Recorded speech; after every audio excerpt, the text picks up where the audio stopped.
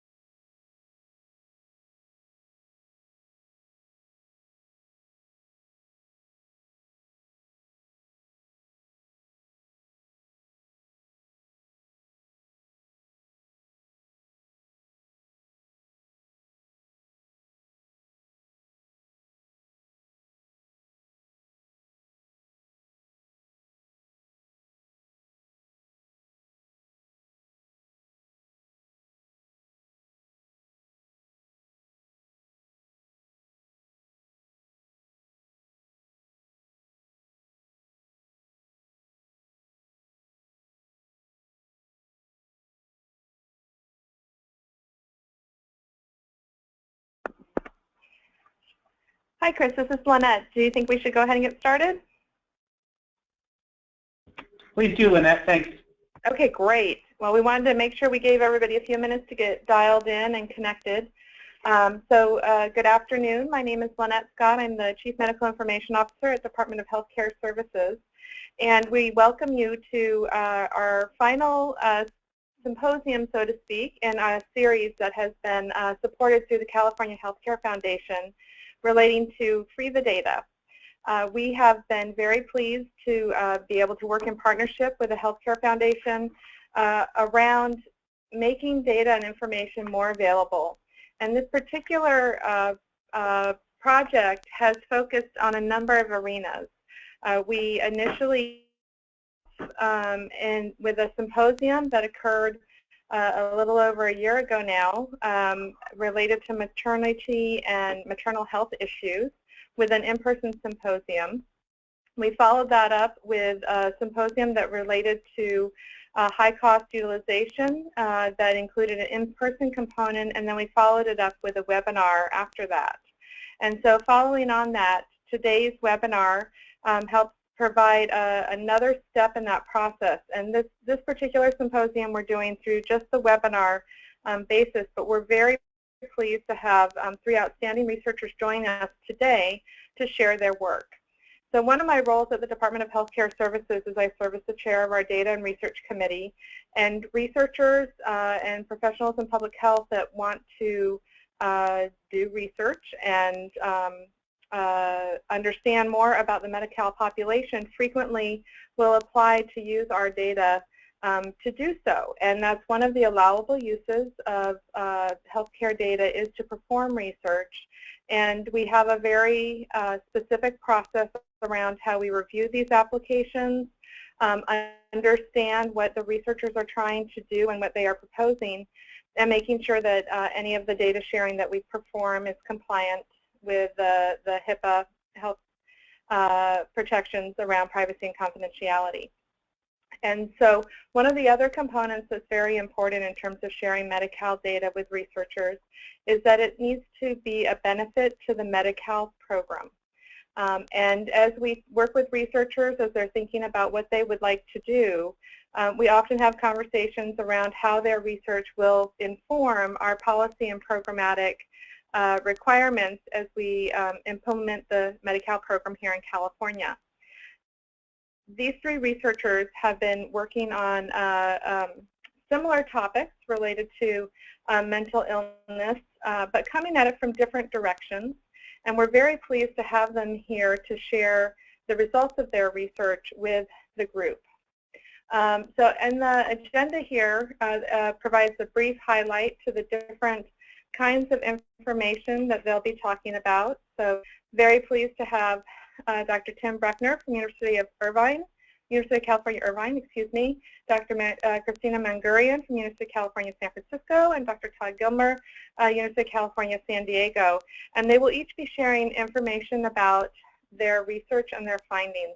One of the other things that we look forward to hearing from them too was how it has been to work with the Medi-Cal data in terms of understanding the population and impact on health and health care for these different conditions.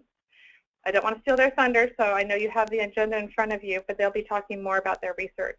After they provide their presentation, we're also very pleased to have our Deputy Director, Karen Baylor here, who is responsible for our mental health programs here in the department, to share some thoughts about their work and how that helps inform our efforts here at the department for improving care and services to all of our members.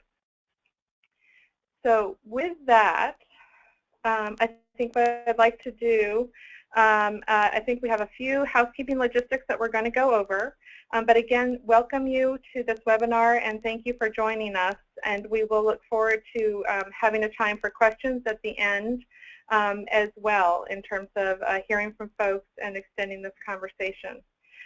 The other part that I'd like to share as we kick off, while this is in a sense the concluding symposium related to our partnership around the Free the Data series with the California Healthcare Foundation, this really is an ongoing conversation that we have with the research community, and we look forward to continuing that conversation as we move forward and continuing to improve how we can nurture that relationship in ways that are mutually beneficial and directly improve the outcomes for our Medi-Cal members. So with that, let me turn it over to Libby. Do you want to cover the housekeeping pieces? Sure, Lynette. This is pretty simple here. As you know, we have a large number of attendees. You are attending in listen-only mode. If you'd like to share a question throughout the presentation, please do. You see a question box at the bottom of your right hand of your screen. Please do provide those questions, and we will entertain them at the end of the session. The session is being recorded. It will be posted to the CHCF website following the event in case you'd like to share with any of your colleagues. Once again, we covered the questions, so please do take a moment at the end of the session today to complete a very brief, I believe it's a 5-question survey. Your feedback is valuable. Thanks. And I think we'll hand it off to Tim Bruckner. Thank you. I'd like to thank Lynette Scott for the invitation to share my research with you today. I also want to thank Medi-Cal more generally in DHCS for allowing these kind of cross-pollination partnerships between researchers, in this example at UC, and with the state. This was a joint effort, involved many folks. The people on the article, in addition to myself, are Marco Gonzalez, who used to be at DHCS Pharmacy Benefits Division and now at the School of Pharmacy at UC San Francisco, and Jang-Ho Yoon, who is at Oregon State University. And what I'd like to talk about today is a research question and some results related to kind of the characteristics of heart disease mortality among severely mentally ill individuals in Medi-Cal who also have a co-occurring substance use disorder. And I came at that question from being trained as an epidemiologist and then conducting a postdoc at UC Berkeley with Richard Scheffler. And he interested me increasingly in the comorbidities among persons with SMI, especially as it relates to the #1 cause of death in the world now, which is cardiovascular disease. And I learned this pretty broad literature about the strong link between mental and somatic health.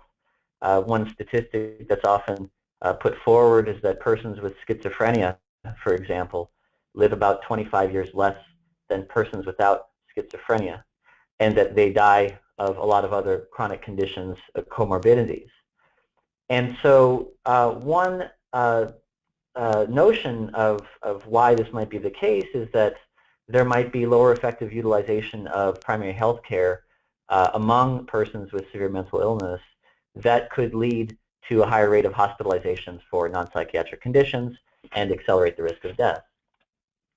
So I decided for one paper to focus on cardiovascular disease, and I can talk about diabetes a little bit in the Q&A if you're interested, but mainly because it represents a large fraction of the overall non-psychiatric hospital morbidity and costs among persons with SMI in the Medi-Cal data in particular.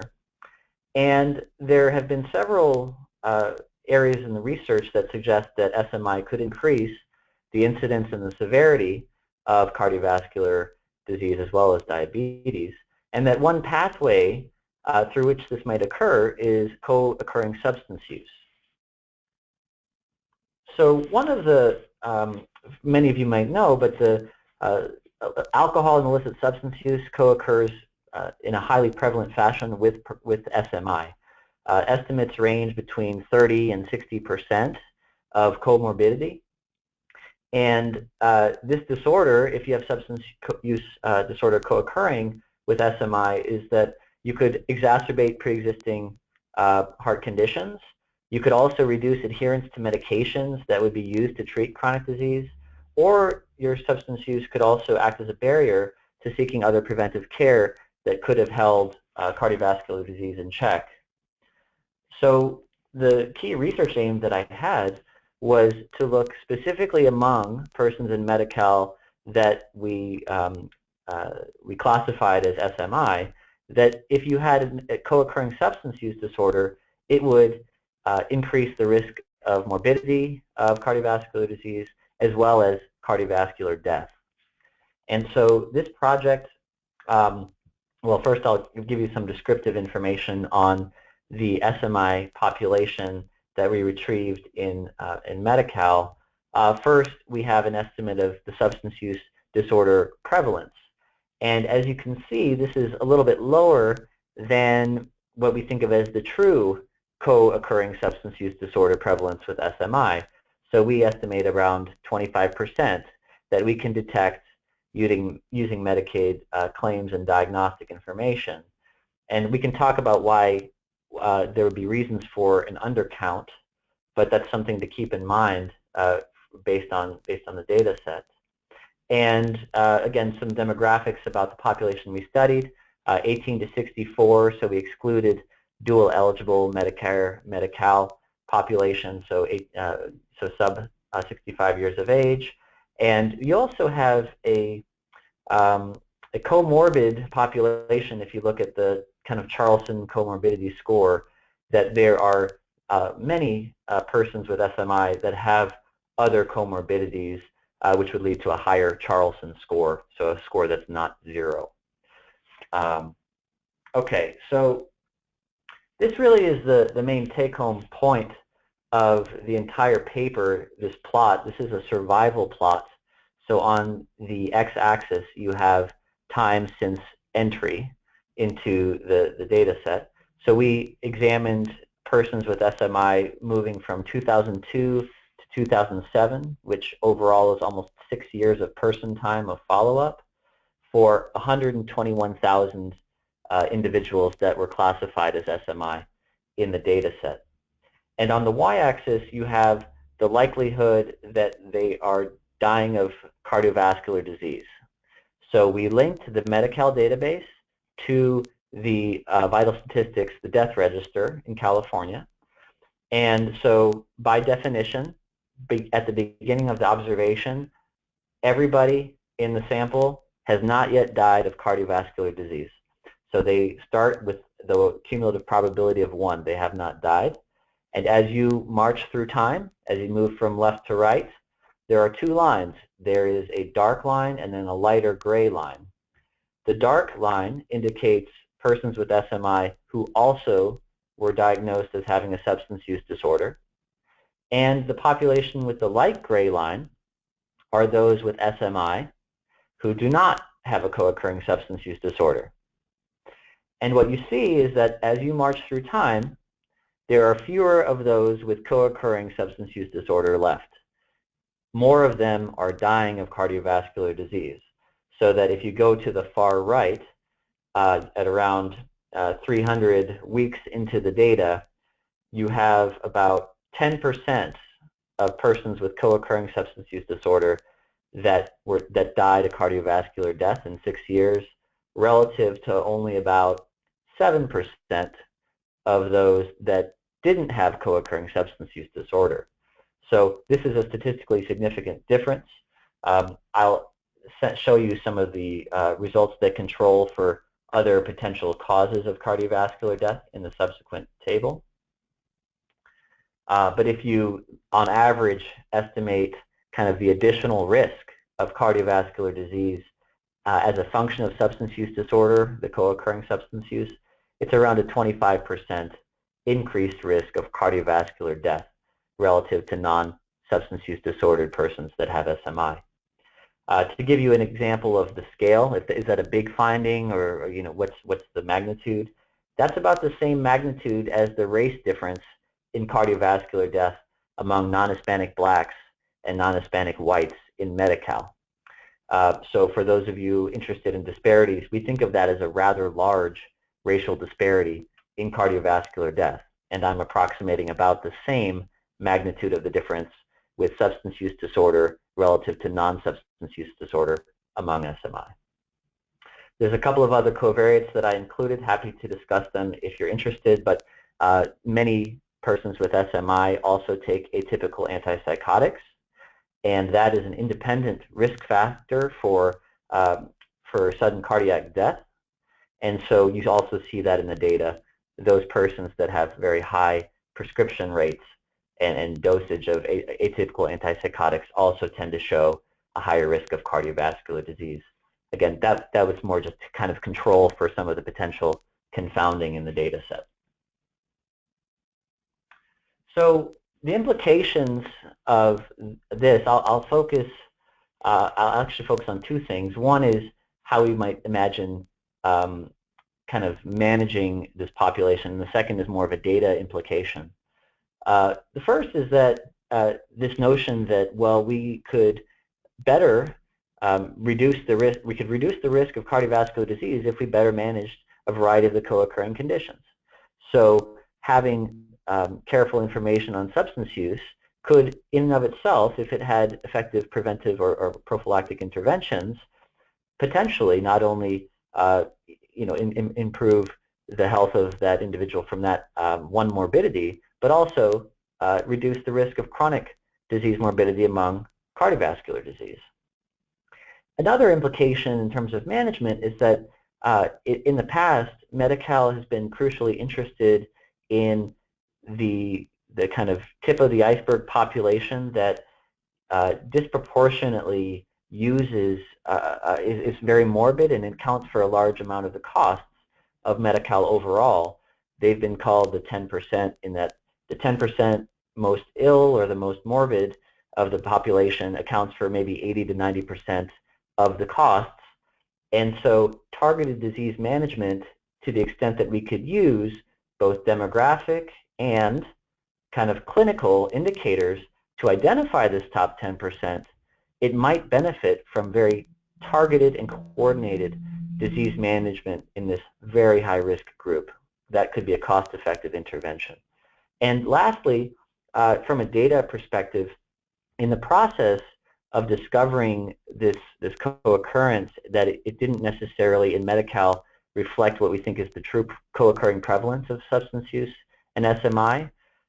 We had discussions, and this was when ADP was still independent, about blending some of ADP's data sets and expertise and into understanding the Medi-Cal, the DHCS data structure. And for any of you that have worked on the Medi-Cal data structure, it's very involved. There are multiple layers. It requires extensive expertise in data management. But one of the key notions was that we could increase coordination of data, because then we could better be able to identify a high-risk group and target them for future interventions. Thank you.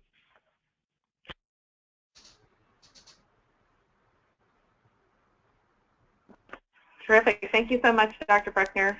And now we'd like to turn it over to Christina Mangurian. Great. Hi. And hi, everybody. Tim, what a terrific talk. And so it's great to follow after you about, we understand how ill this population is. And so today I'll be talking about how well are we doing at actually kind of trying to screen for medical conditions among this population. Before I begin, I would like to say thank you so much to two entities, the Department of Healthcare Services, for really helping me with this work, as well as, of course, the Healthcare Foundation, and both of these, DHCS and California Healthcare Foundation, for inviting me to speak today. I'll give, oops, let me see. There I am. I have a few different disclosures. I have some NIH funding as well as some internal funding through UCSF that supported this work. And for those of you on the webinar, an overview of my talk is I'm going to give you an overview of my study in general.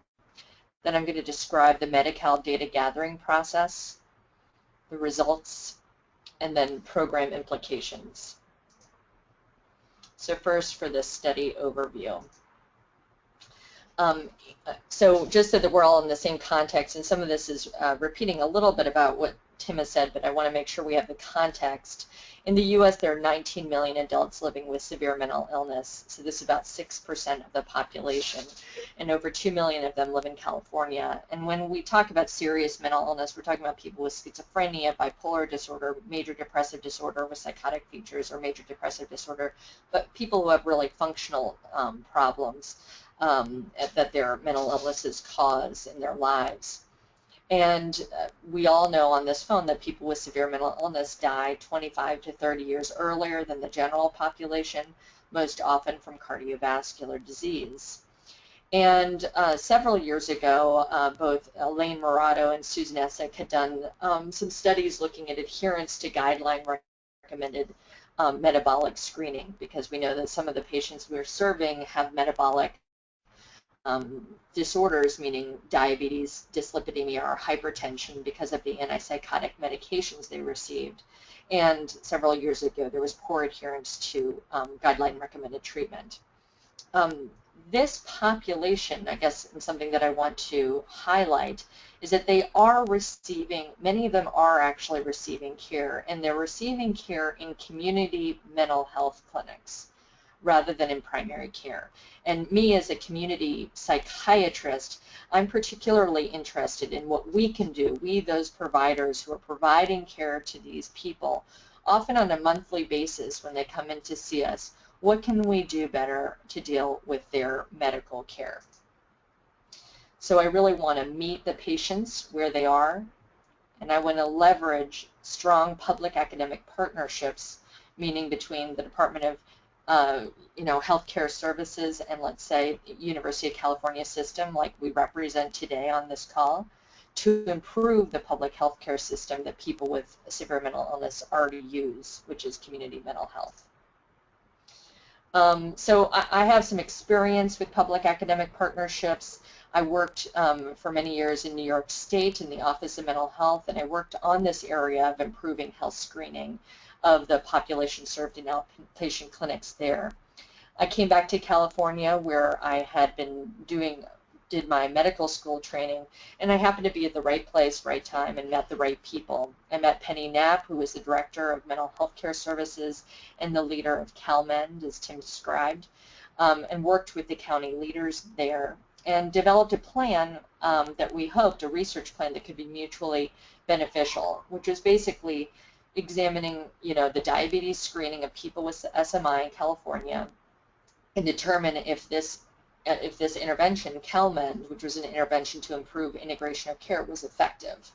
And it was also an opportunity for us to examine not just diabetes screening, but other healthcare screening.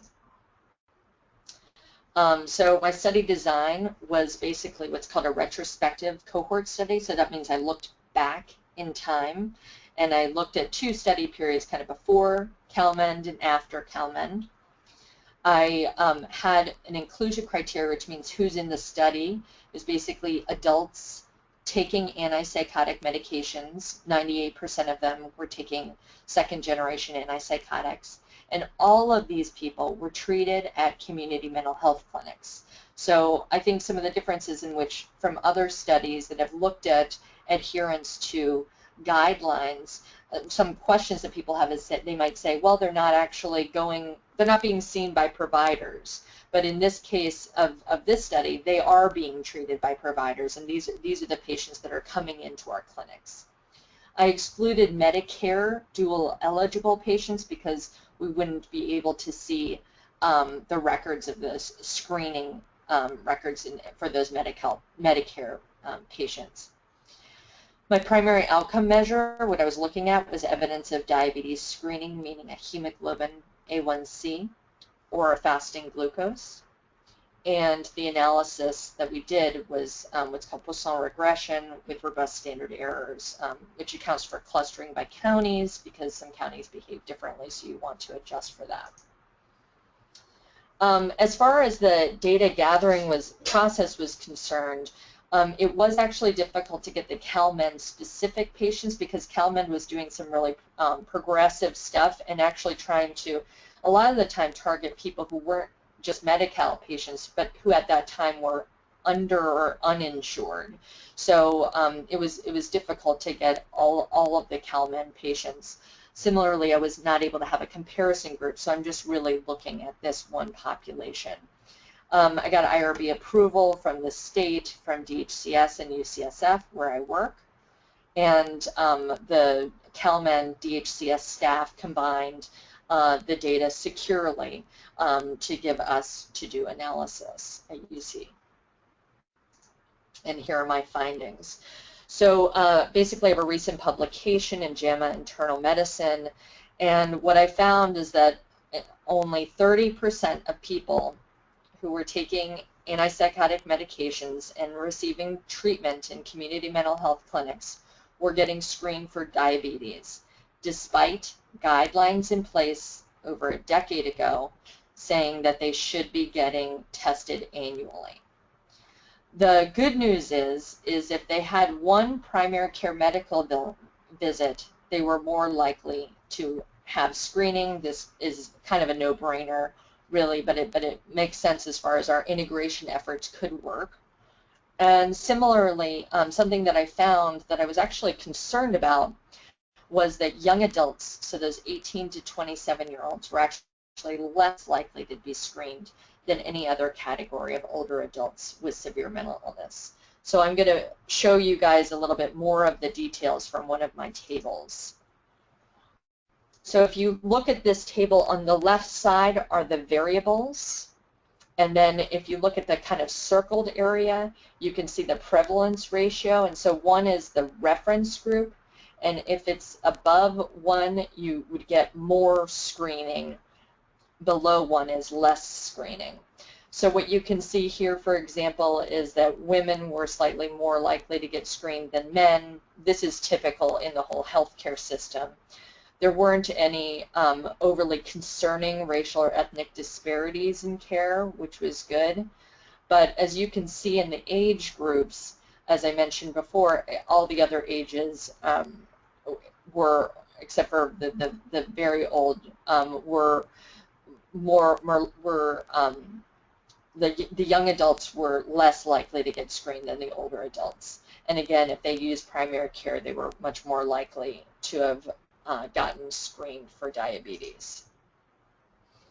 Other additional findings, and these are unpublished at this time, was I found really high rates of diabetes and prevalence and incidence in this population.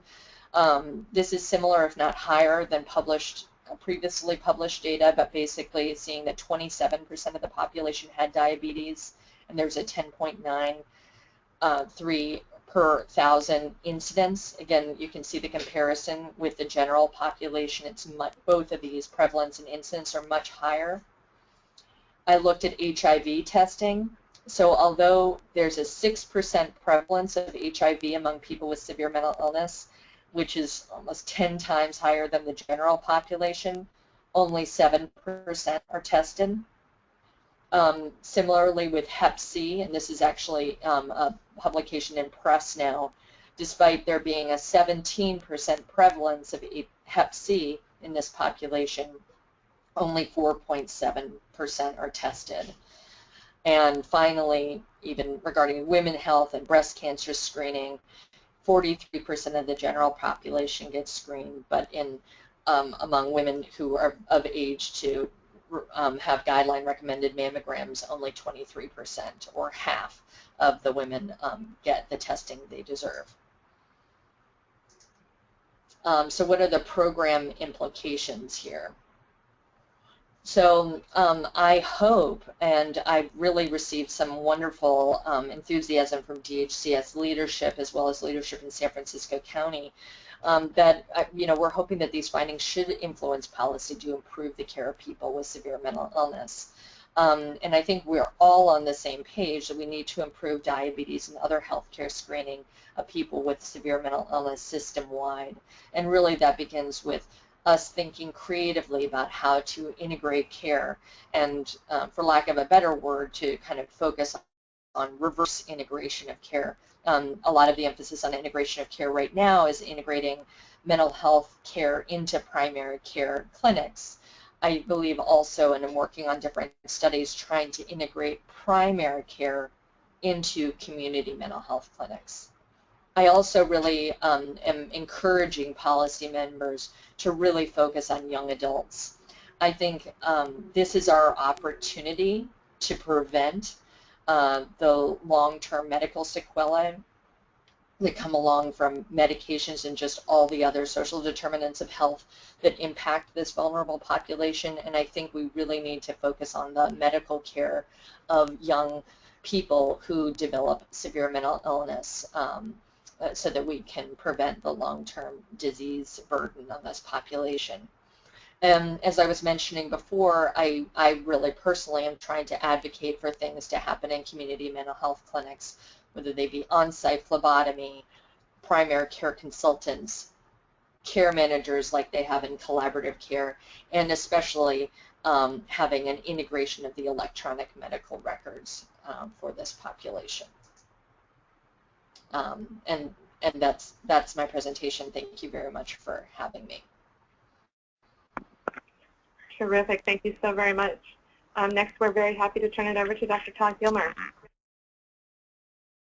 Hi, thank you. I'm delighted to have the opportunity to present. My study also focuses on persons with severe mental illness, focusing on social determinants of health, specifically housing. I want to thank my my colleagues and co-investigators and funding from AHRQ. So kind of an increasingly common approach to address homelessness with people with schizophrenia and other serious mental illnesses is permanent supported housing. Typically these programs provide subsidized housing and intensive team-based treatment models with a focus on getting people housed and engaged in treatment. They're being implemented throughout the United States. You probably see a lot of popular press about it. There's a wide diversity in the programs that are implemented.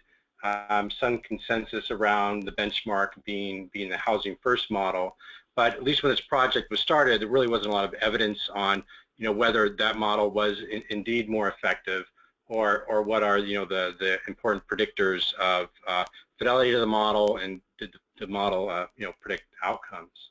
So this study aimed to address that. The Housing First model was developed in New York City. Traditional models for supported housing had been more transitional models requiring adherence to a treatment plan and sobriety prior to receiving housing. And the Housing First model kind of turned that on its head, focused on immediate placement, scatter site apartments, independent apartments located throughout the community, with client choice in where they live and whether they participate in treatment.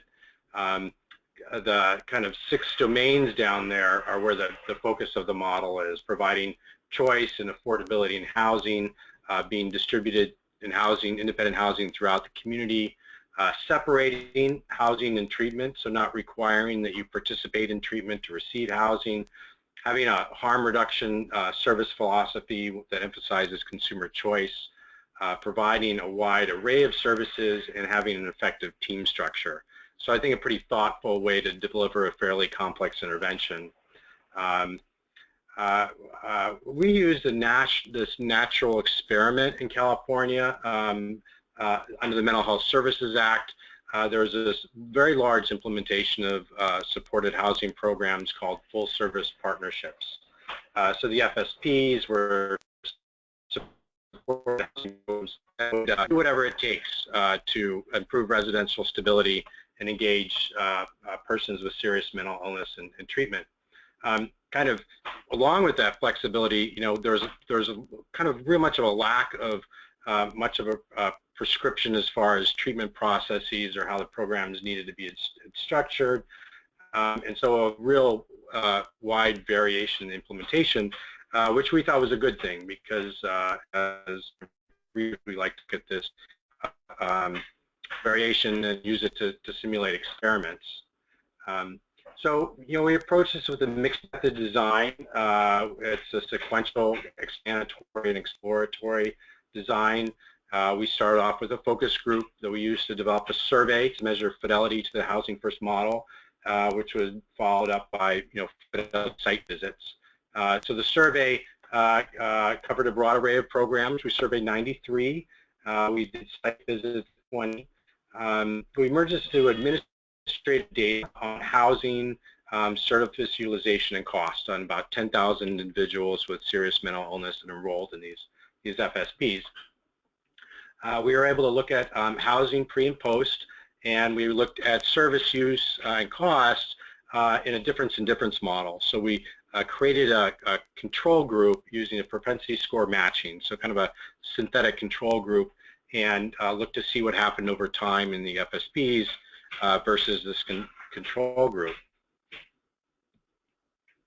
For those of you that are familiar with the DHCS data systems, we used the DCR system to look at housing. We looked at the client and information system to look at outpatient mental health care, and OSPRA discharge data to look at inpatient and emergency room discharges, and the Medi-Cal paid claims to estimate costs. So fairly complex merging of data and so on, but very, very informative if you've got the time to put in to use the data. These were the counties that participated in the project, so I think a pretty diverse set of northern, central, and southern counties, both coastal and inland, a little bit of rural. Some of the most rural counties didn't receive as much funding, so they struggled a little bit more to implement these programs, which need to have a, you need to have a caseload of about 100 people per program to be cost effective. And so here are some results. So there's a lot of data here. I'm sure these slides can be made available, so I'll just do some highlights. You know, the survey covered the 6 domains, you know, I had talked about and what makes a high fidelity supported housing model, and a higher percentage here means they're more likely to adhere to the model. So you see 73%, a large percentage of programs, had pretty limited use of the emergency short-term transitional housing, but not a high percentage actually did get people into scatter site apartments distributed throughout the community, with the thought being you're more integrated than community if you live in your own apartment in a building that isn't everyone else there doesn't have serious mental illness. So there's a lot more congregate housing, kind of middle models. You know, separation of housing and services a little bit below average, so a little bit of requirements to participate in treatment in these programs. But the service philosophy was fairly high fidelity, offering a lot of consumer choice, a lot of harm reduction, which means reducing the harmful effects of substance use rather than requiring sobriety. Also, a pretty wide array of services provided, you know, behavioral health treatment, education, employment support, and so on. And then the kind of a mixed results with program structure with how the teams were used. You know, and what were predictors of fidelity? So the site visits were informative because we spent about a day interviewing people and got really a lot of rich detail on how these programs were operated. And, you know, we saw that it was very much influenced by the program's director's knowledge and beliefs about the program. both the program culture as well as the counties in which the programs reside and their actions. And this gives you some quotes, sample quotes from these site visits. So on the left-hand side, here in the middle, kind of executive directors that talk about programs that are consistent with recovery values, looking at people's quality of life being the emphasis, and doing a lot of outreach in the community to find people that are unserved by the system, so people are being connected, and it's more work. On the right-hand side, lower fidelity teams, they're more crisis-oriented. They're really focused on reducing inpatient and jails, and focusing more on high utilizers. So that gives you a little bit of a flavor on, if you're working in these teams, how they talk, how they operate a bit differently. Gives you a little bit more insight to the scales. And then some outcomes data. So what did these programs do? On the left is before enrollment in the program. People that enrolled on average were homeless for 71 days of the year. In the post period, that dropped to 24. So a good decline. Most of the increases were in the yellow and the orange boxes. That would be people living in apartments or people living in congregate areas, maybe where they bought out the whole building or other group arrangements, and they both increased to reduce the homelessness.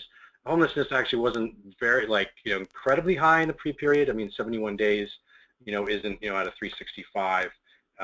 So there's something to think about for the implications. And here are the costs. So prior to enrolling in the FS, and these are changes from pre to post. So inpatient costs decline after enrollment in the FSP. That's the blue. And the purple, outpatient costs went up quite a bit. So people are being engaged in these models. They are receiving quite a bit of outpatient treatment. The net cost is close to $6,000 because the inpatient declines offset some of the outpatient.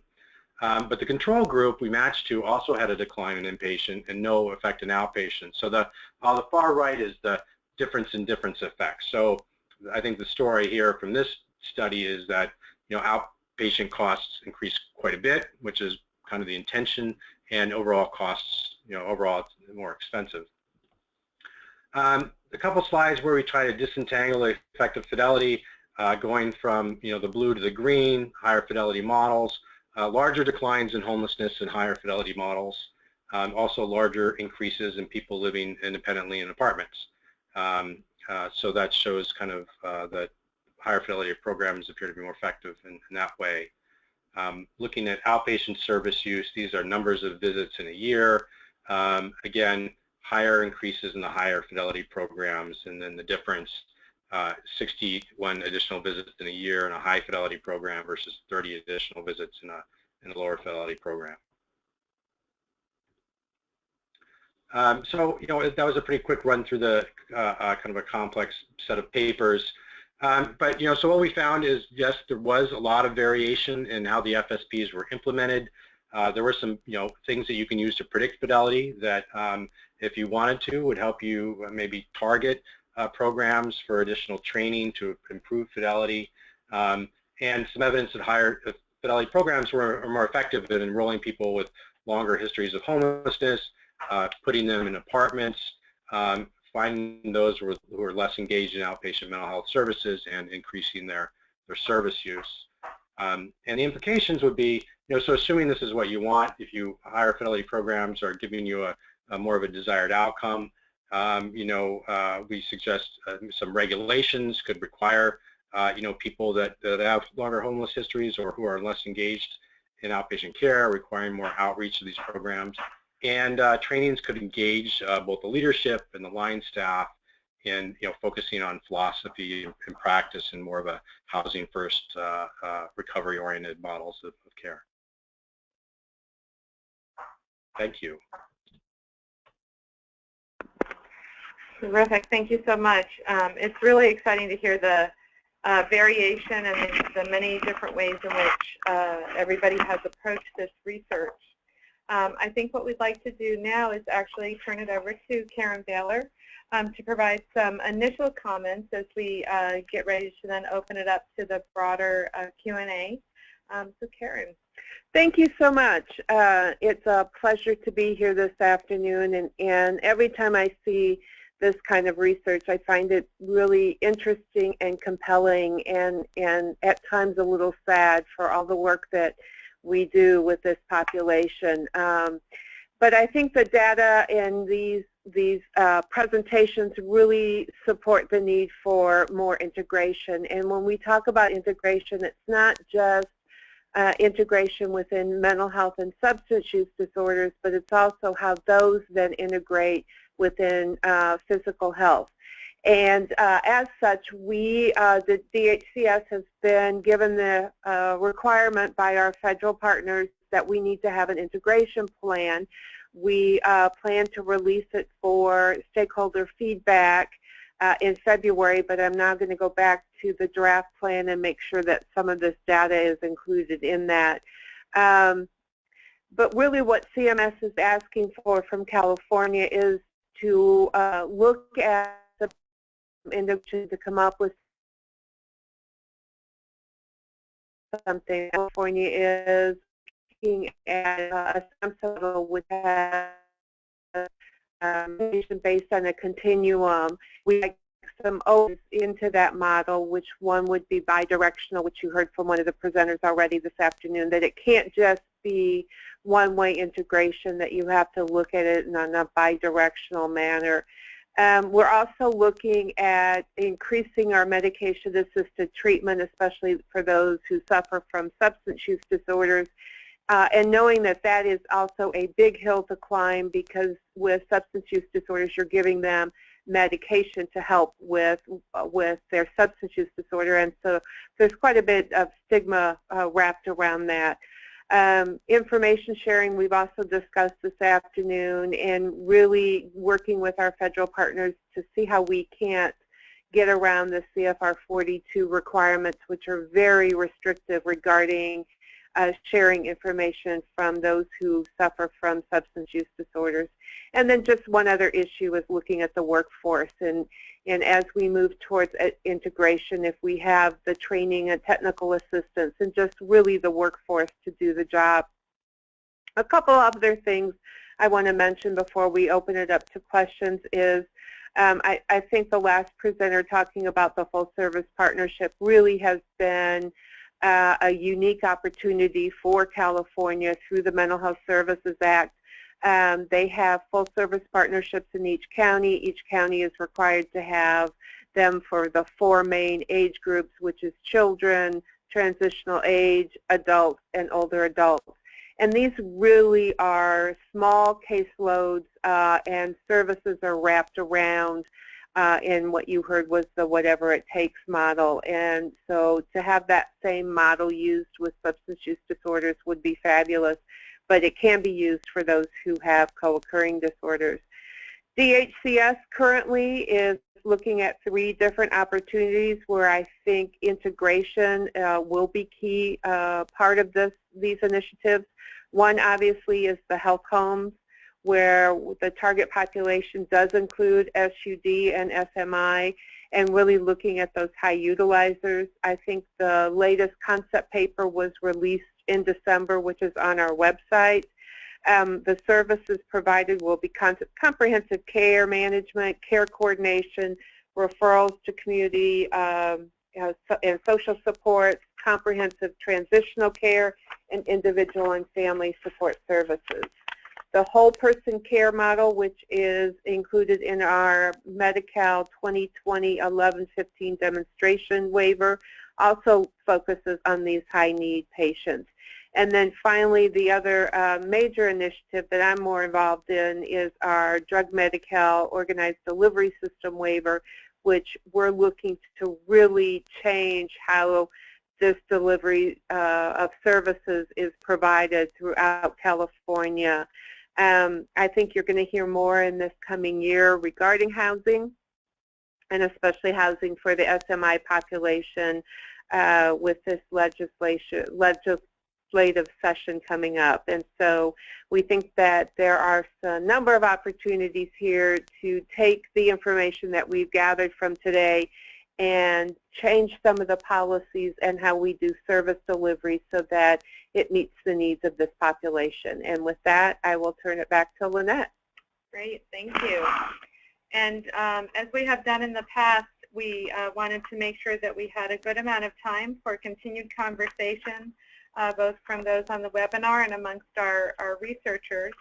So first, let me check in with Libby, who is running our call center. And do we have any questions or comments that are queued up for folks to ask?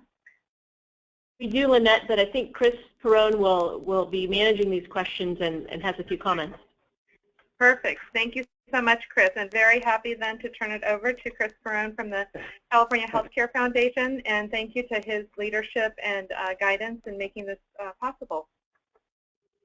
Great. Well, thank you, Lynette, and thanks to our speakers and to Karen as well. And I want to, again, invite any of those participating by phone to ask their questions using the chat feature. And you can ask questions of any of our panelists, for Tim, Christina, Todd, or Karen, or even Lynette and Neil Kahatsu are also on the line and can take questions as well. And we invite questions both about the specific nature of the research that was presented, about the work that Karen discussed that the department is doing, as well as questions for either DHCS or for the Foundation about our work on the Free the Data initiative. We have a few questions that came in already, so I will take those, and then we'll continue to look at the chat box to see what else comes in the meantime. So just a couple of clarifying questions for Tim Bruckner first. Tim, one question came in, which was, how do you identify the population of people with serious mental illness in your data set? Great question. The answer is it's complicated, but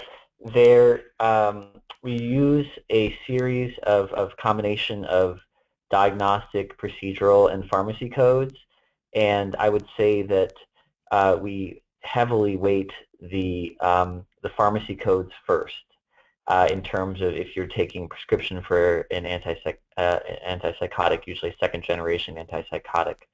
If you have a short Doyle Medi-Cal claim, we also put you in as label you as SMI. In the course of sending this paper to various journal outlets, we discovered that people have varying definitions of SMI, and I think one of the most conservative definitions would be schizophrenia, major depression, and bipolar. And we did not make that classification for SMI. The main reason being that we had less confidence in the diagnostic codes than we did in the pharmacy codes and the procedure codes because, well, Medi-Cal is a reimbursement database. It's not what an epidemiologist would design. It's what a state would design to make sure they're looking at costs. And so because of that, we actually have some conditions that are probably including individuals that shouldn't have been labeled as SMI, and we might be missing some others that had potentially severe mental illness but weren't taking the relevant prescriptions for them. So there is my suspicion is that there is some measurement error in arriving at that 120,000. There's probably an underestimation, and if I were to do it again, I'd probably come up with a different definition, but these were kind of agreed upon classifications that CalMed, a board, came up with back in 2008. Great, thanks, Tim. And I've got another question for you, which is whether or not your research illuminates, in answer to the question about whether those with substance use disorders but without SMI, so only SUD, have higher mortality rates than the general population without either SMI or substance use disorders. So in other words, you referenced a lot of the comparisons in terms of the 25% higher mortality comparison between those with SMI and the general population. I think the person is asking whether or not your data illuminates anything in terms of the comparison between those with SUD only and the general population. I would hesitate to make that comparison because of focusing only on the SMI population. And in this data set, it was challenging, if you can think of delimiting the rather large multidimensional Medi-Cal data set, delimiting that to the SMI population made it easier in terms of the analytics. But I would hesitate to. So the answer is no. I don't know if it really can illuminate yet. The other reason I would say I would hesitate to make that kind of external validity jump is that there's obviously a portion of persons with SMI, it has been argued, that might be self-medicating with substance use disorder. And so that might be fundamentally different from the population that has substance use disorder that does not have SMI. So it's not just adding SMI or not. There might be fundamental characteristics about that population that would preclude extrapolating the results within SMI to outside. Great caution. Thank you. So a couple questions for Todd. Todd, can you describe your control group a bit? Sure. So the control group was individuals with serious mental illness. Tim was talking about different ways to identify folks. We did use a diagnostic identification approach, and so we kind of matched people using diagnoses, age, gender, race, ethnicity, so kind of a similar demographic profile. We also matched people by service characteristics in the pre-period, so the pre-period use of inpatient services, crisis and emergency services, outpatient services. So created a kind of a propensity score, kind of using a logistic regression to look at the probability of enrolling in an FSP given these characteristics, and then matched people based on their probabilities, 1-to-1. So of the 10,000 so persons that enrolled in the FSP, we had 10,000 people with kind of similar service utilization and demographic profiles in the pre-period. And so since these folks weren't actually enrolling in FSPs, we had to use a kind of a simulated entry period. So they were kind of matched also temporally. Thank you. And another one for you. How did you control for geographic differences in housing costs? So we didn't, in the data I showed, we didn't really present housing costs. When we have looked at, so that this is all kind of service costs. So that would actually be something we didn't account for in this paper. When we've looked at it before, we've used kind of local rents, trying to kind of figure out, well, what is the median rent kind of in the areas where the housing is being provided. Great, thanks. And I'm just going to remind folks, I think we sent this out through the chat box, but the audio from the webinar and the presentations that we posted on our website within a week, and that's on chcf.org. And maybe I could just go around to each of our presenters and ask you each to remind us what the current status is of your publications. I know each of you have published in different places, and some of this work is ongoing. So let me just, I'll start with Tim and I'll work down. So Tim, what's the status of your work? Is it completed and published, or you still have some things that are emerging from it? This paper is under revise and resubmit, and I'm optimistic that it will be published in about 2 months. So so we're in the final stretch. That would probably, I can't say the journal yet, but once I get the formal acceptance, then I would disseminate that to interested parties. Great. Christina? Yeah, so the diabetes screening got accepted to JAMA Internal Medicine and is published. The hepatitis C is in press in the American Journal of Public Health. And then I am submitting, I just submitted a paper on the HIV screening, and we'll be submitting papers on the prevalence of diabetes and actually mammogram screening and pap smear screening to other journals as well. So those are upcoming. Thank you. And Todd? Sure. The main paper looking at the variation and implementation was published in Health Services Research, and then a lot of the work looking at fidelity and outcomes related to fidelity has been published in Psychiatric Services. I think there might be one more paper there in press. Great, thank you. And this reminds me to thank really each of you. I know there was quite a bit of work to prepare for this briefing and a briefing you have with DHCS preceding this one. And there's always this tension in conducting work of this nature, particularly when you're going to publication about who can you present to whom, what can you present to whom and when, and how does that relate to the desire to get published. So I just wanted to thank each of you for doing your very best to get as much of this information out as possible for this briefing. I know it certainly makes it more policy relevant when you can get your work out in a timely way, and it's one of the challenges in the work that we do. So thanks. This is a question for Christina, and I'm glad you're also a physician because this is a clinical question that you can decide whether you want to answer it. But are there any buffers to not getting diabetes while on FGA? What can I tell clients to do more of or not to get sick or to not get sick?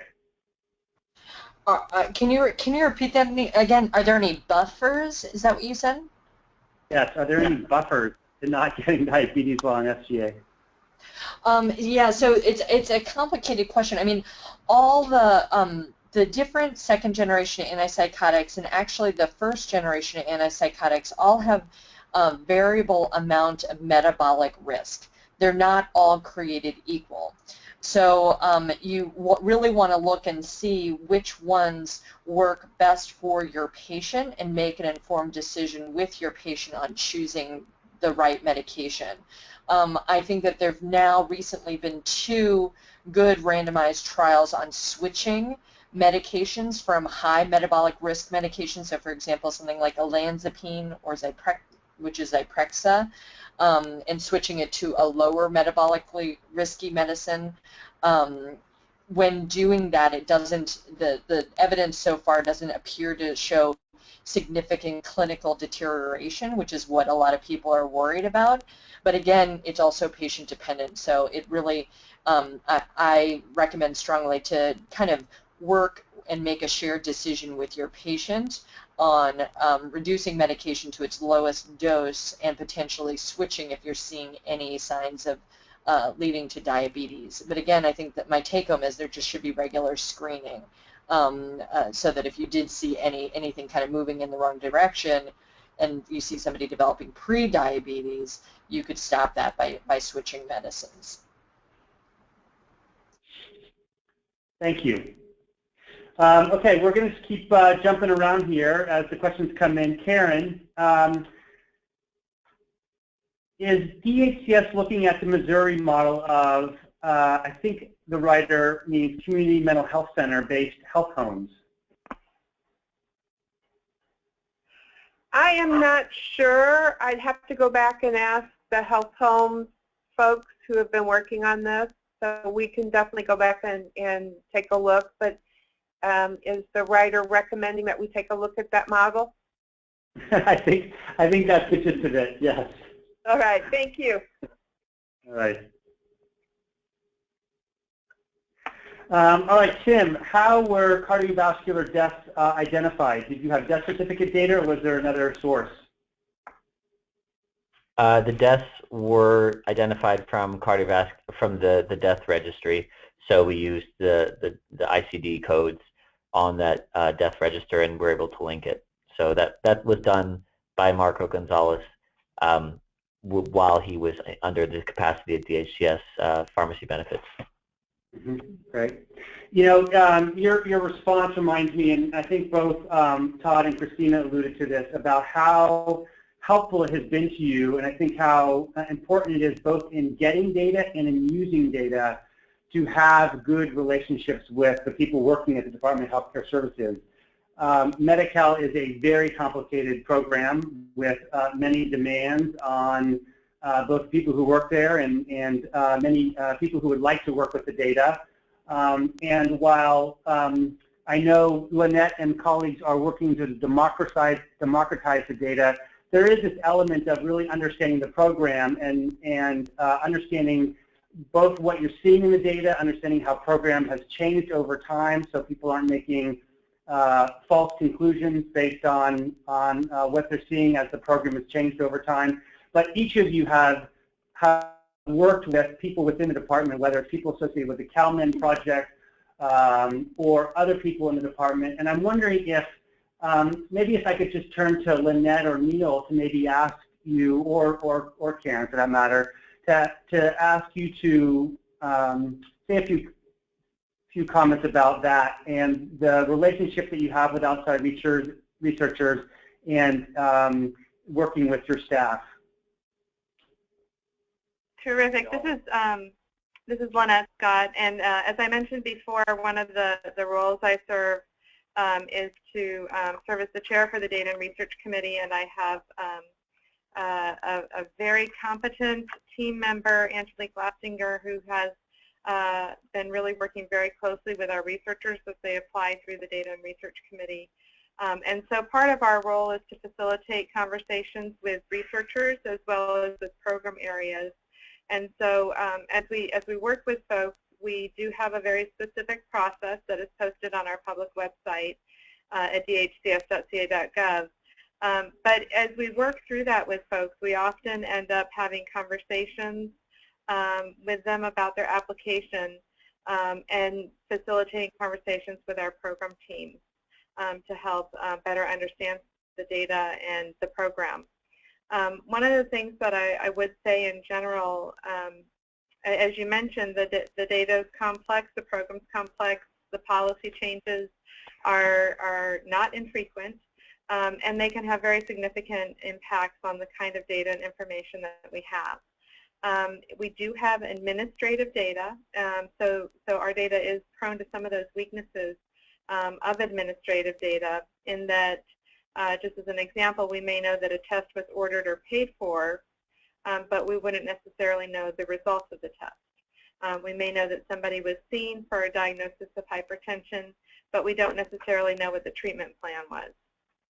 So those kinds of things obviously impact the type of assessments that folks can do. One of the other things, as you mentioned in terms of democratizing the data, we have been working very closely with the team throughout the Health and Human Service Agency around our open data portal, which also began as a pilot funded through the California Healthcare Foundation. And we're super excited about the way in which that has helped to make data and information more available. So we're continually looking at what data we can add to that and make available in that context. But one of the other things that I just want to highlight, just perhaps coming out of one of the recent conversations with folks, even though the data that we're posting there is obviously public information, it does provide insight into the kind of information we have. So for example, one of the data sets that we've added is the providers that are enrolled in our Medi-Cal fee-for-service program.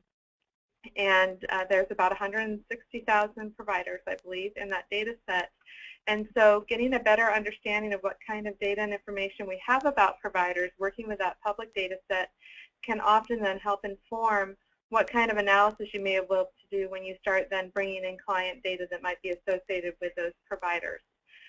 So we do encourage folks to take a look at the various resources that are available to get a better understanding of what kinds of things you may find as you start to work with our data. Understand that it is a significant investment in terms of understanding both the administrative data environment as well as the Medi-Cal program in general. I think one of the things that was highlighted in the presentations is that there has been a tremendous amount of change. So a number of the researchers mentioned CalMen and the partnerships that started when Department of Mental Health was a different department than Department of Healthcare Services. We're now a couple of years into being a combined department, combined programs, and where we've really had a chance to build a lot of bridges that perhaps weren't there in the past. So all of those pieces certainly come together, and we're also very thankful that folks do want to do research with our data and to help support our understanding as a program. I know many folks are aware that our primary role is really getting services out to our members. And so our ability to take on some of these somewhat more complex or specific kinds of questions is not necessarily something we're able to do on a routine basis. So we appreciate the partnership with our research community to tackle some of those. Neil, do you have any comments? Well, I just would say that I like Chris's idea of thinking about cycle time and kind of having spent time in full-time academia, the process, the time frame to get a grant, then to publish based on analyses. We have such important secondary data that I like the idea from public health of community-based participatory research where communities are involved from the beginning of the research question through the analysis and publication and sharing of the findings. And I think really, Lynette, what you talked about is somewhat in that vein, meaning what kinds of things are the questions of the policy questions is the department trying to answer and to share it at an earlier stage so that researchers can say, wow, these are the top 10 priorities for the next 2 or 3 years.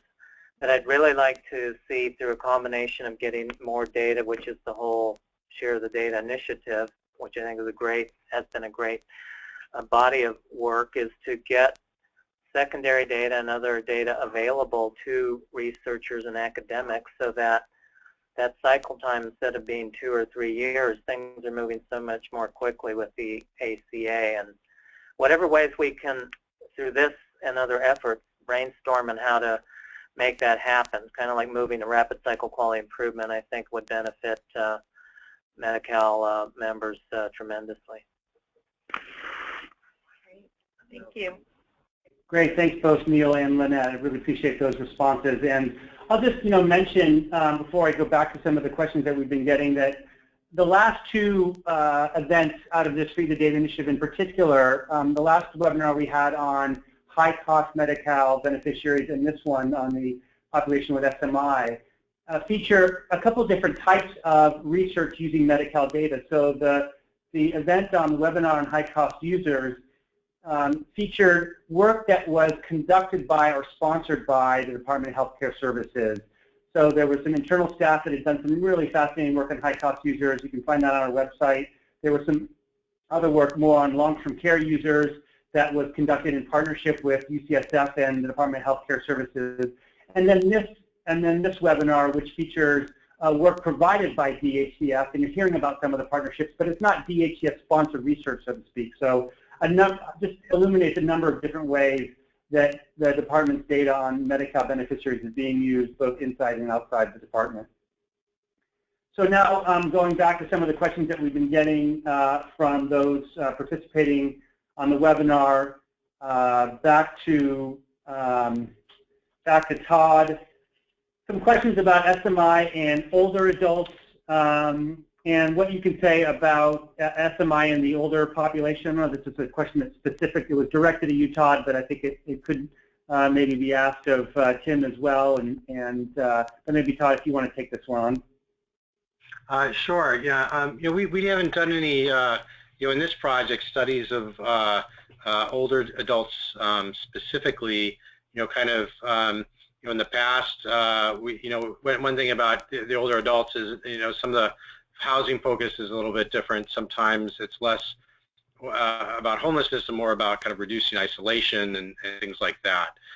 So I think some of the specific issues are different. Also, kind of much more a focus or intensive focus on medical management of comorbid chronic conditions and so on. So although we haven't kind of delved into it in detail, we did in the interviews understand that the programs did take a little bit of a specific approach. Thanks. Another one, Todd, for you. Is there a comparison that either you've done or you're aware of between housing with mandatory treatment versus housing with optional treatment? Some of the early studies of housing first did compared that kind of more of the transitional mandatory sobriety type models, and I think they mostly focus on housing and I think that there were maybe in American Journal of Public Health, is some of the first housing and first papers there. There's also a body of work coming out of studies in Canada where they've actually done large randomized controlled trials of different models of supported housing, and there's some interesting findings coming out that continue to come out of that. Mm-hmm. This is a question I think was posed to you, but maybe I'm gonna ask you, Todd, and as well as Karen to tackle this one. The question was, have you worked with housing and community development to explore block grants for these populations? I haven't done that myself. I know the various counties have explored that, and I know there's places like Denver, Colorado. I've seen some presentations where they've used it pretty extensively to build, kind of combinations of apartment buildings, medical clinics, things like that. But I would probably defer to people that are kind of on the ground developing these programs. Yeah, this is Karen. I would just echo what Todd said. Yes, counties have used a variety of funders in order to be able to build housing. A lot of it has gone through the Mental Health Services Act. There was an initiative, I think, 10 years ago where there was money set aside just for that, and they worked with LHFA along with HUD and Section 8 housing and a whole plethora of other entities in order to leverage and be able to expand the number of housing units for the SMI population. Great. And I am also just sort of trying to multitask here and skim my email. I thought I saw something in the governor's budget about this. But I will have to either come back to that, or maybe we will follow up afterwards. It was either in notes about the governor's proposed budget, or something that appeared in California Healthline recently, yes, which was using some Mental Health Services Act money to support housing in, was it either LA or San Francisco? Yeah, there was an announcement made in LA just recently about this proposal. And working with the Steinberg Institute in order to have money set aside from MHSA for housing, because it has been a successful program.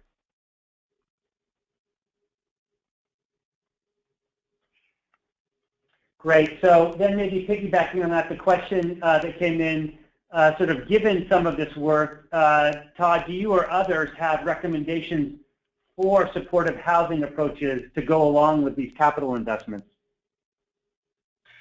Yeah, I mean, we did find, there's certain, counties that are more active in training and high fidelity programs, and would focus more on recruiting, people to run the programs, or were kind of that mindset.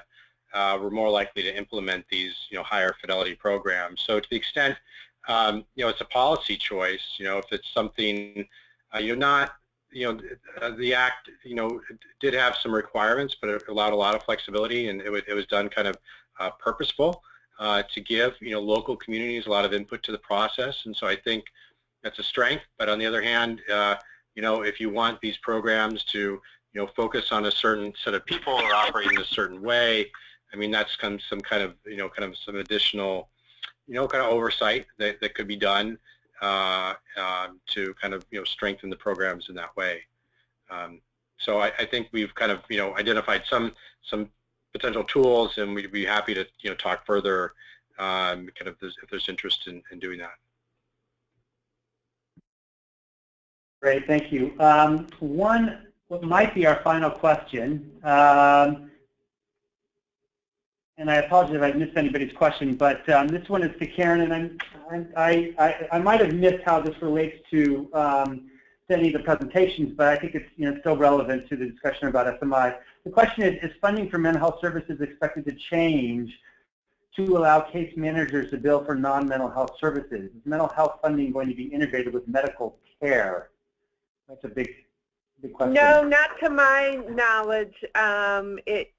It has to do with Medi-Cal rules and how realignment works, and so to my knowledge, that will not be changing in the near future. Thank you. Well, I think that exhausts our question. I apologize to the questions rolled by pretty fast. We're doing our best to ask them all, so I apologize to anybody who asked a question that we didn't get to. But let me go ahead and wrap things up as we close up at the end of time. I want to thank again each of our speakers at the Department of Healthcare Services, Drs. Lynette Scott and Neil Kahatu, Karen Baylor, Tim Bruckner, Christina Mangurian, and Todd Gilmer. Really appreciate all the work you did preparing for today's webinar, and to Neil and Lynette in particular for all the work and partnership that we've certainly appreciated with the Healthcare Foundation over the past couple of years on this Freedom of Data work. And I know it continues for you and it continues for us in different ways through our work with the California Health and Human Services Agency. But I really want to applaud you both for your work on this and a number of efforts you've undertaken to make data more available to folks both within the department as well as outside the department. It certainly, sometimes it feels like it's hard to get data, but it certainly, the efforts that you've undertaken certainly haven't gone unnoticed by those close to the process. This, as Lynette said at the outset, was the third and final event in our Free the Data series, and we've highlighted each of those at the beginning. I want to ask everyone who's participating today to please take just a few minutes to complete a survey. It is very short, just a few, maybe 4 or 5 questions, and we really do value your feedback and use this to inform subsequent work of ours. So I think with that, unless Lynette or Neil, there's anything you want to say in closing, we will close things out. Terrific. Just thank you again to all for participating, to our researchers for presenting, and to the sponsorship from the Healthcare Foundation. Great. Thanks, everyone. Have a good afternoon.